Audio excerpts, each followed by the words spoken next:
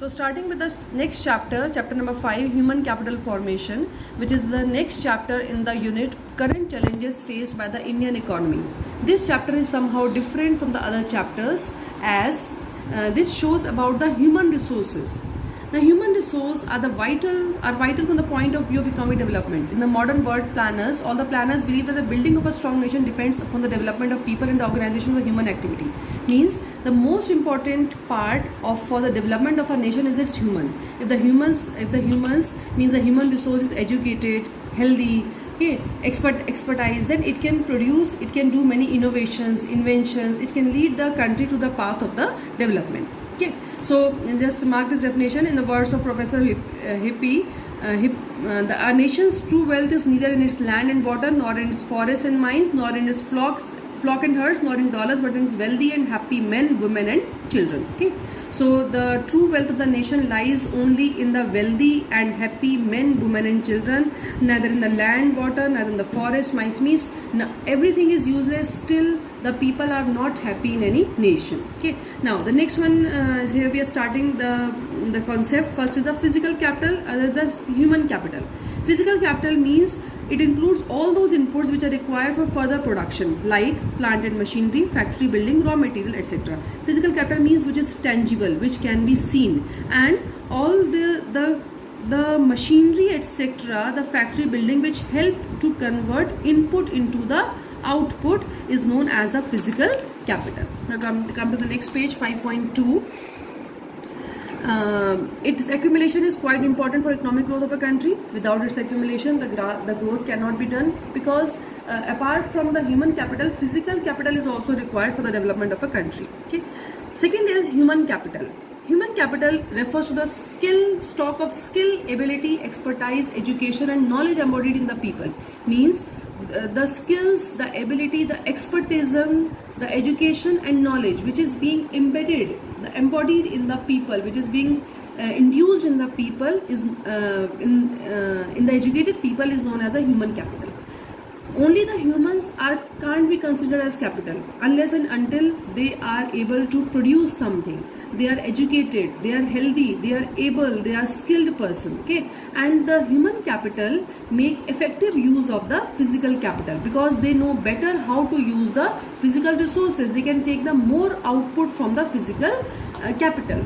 There is a need for investment in human capital to produce more human capital. Okay, so there is too much need that there should be investment in the human capital. Investment in the human capital is in the form of education, in the form of health, in the form of trainings. So in this way, there is the investment in the human capital which is necessary to produce more human capital, because as only the humans can't be the capital, it has to be converted into the capital by investing in the human capital. Okay.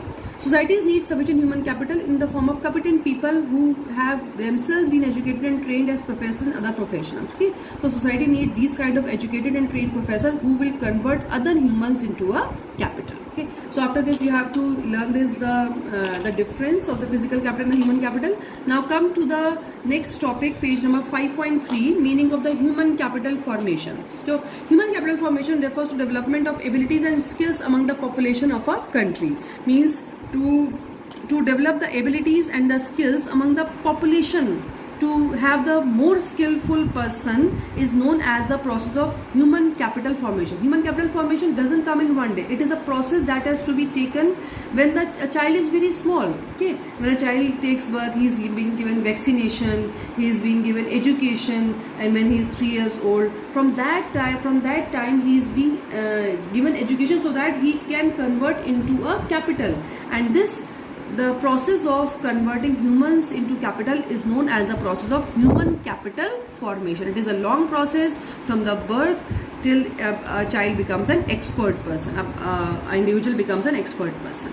Okay, so it is a process of acquiring and increasing the number of persons who have the skills, education and the expertise. Okay, so this is the meaning of just mark this meaning of human capital formation also. After this comes to the next topic, sources of the human capital formation. Means how the human capital can be increased, how the human capital is being made, what does help in making the human capital. First one thing that help is that the expenditure on the education. Means The expenditure on education is the first and the foremost part in the process of the human capital formation, because if the labor skill of an educated person is more than that of the uneducated person, what an educated person can give to the society, that can't be given by an uneducated person, and it enables him to generate more income than the uneducated person. Spending on education by individuals is similar to spending on capital goods by the companies. As the company purchases the capital goods, same is the investment is being done by the individuals on by the parents on the education of an individual. Okay, so this is the same thing, and the investment on education is the safe and the sound investment, means it will never be depreciated, it will never vanish. Okay, so that's why it is a safe and a sound investment. After these points you can read it very well. This I have explained in the Zoom classes also, and just now also, so you have to take all these points also. Now come to the second point, expenditure on health. Okay, so expenditure on health is also a source of human capital formation, because if a person is poor, then it is not, he will not be able to produce more. Okay, means he will not be able to do any work, he will not be able to do production in any of the company, or be a lecturer in any of the colleges. Okay, so even if I am also sick, I am not ready to do any work. So poor health and undernourishment adversely affect the quality of manpower. So it is necessary that the expenditure should be done by the government and by the people also to improve the health of the individuals. So it is next point is, it is important that the government should expend on health, so that to maintain a productive labor, okay, that should be free from illness. Okay, adequate food and proper nourishment should be also be available. That it is the duty of the family also, and for the poor people it is a duty by the government. Some of the form of the health expenditure includes preventive medicine like vaccination.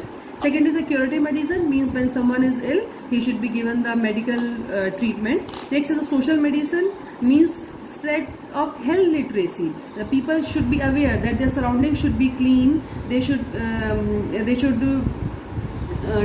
eat whatever is good for them. That is a social medicine. Next is the provision of the clean drinking water, means that people should be available with the clean drinking water, because the dirty water creates too many problems. Okay, it makes us ill.